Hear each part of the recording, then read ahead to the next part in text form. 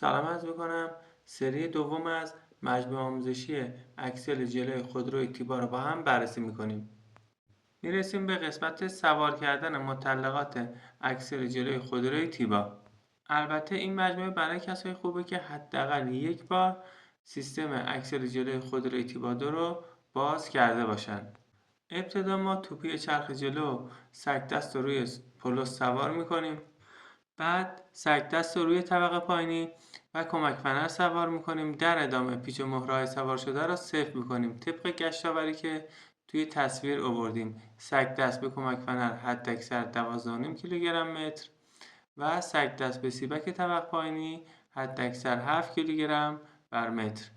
در ادامه دیسک ترمز رو نصب میکنیم که پیچ‌های این دیسک ترمز پیچ‌های 4 سوخوری هستند که حداکثر گشتاورش 1.5 کیلوگرم بر متر هستش. کالیپر ترمز هم روی دیسک سوار میکنیم. گشتاور پیچ‌های صفر کردن کالیپر ترمز هم حداکثر 10.5 کیلوگرم بر متر هستش. بعد از نصب کالیپر شیلنگ‌های سیستم ترمز رو به کالیپر متصل میکنیم و تو محل قرارگیری خودش قرار میدیم.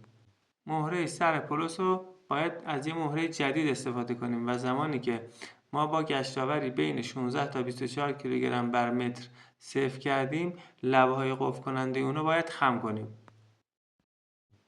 میله رابط فرمون رو به انتهای سگ دست می‌بندیم و با گشتاور اعلامی صفر می‌کنیم.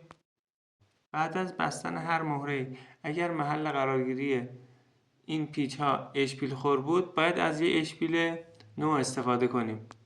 در انتها سنسورهای ABS رو میبندیم و با گشتاور زیر 1 کیلوگرم بر متر صفر میکنیم. چرخ رو نصب میکنیم و پیچ‌های چرخ هم محکم میکنیم.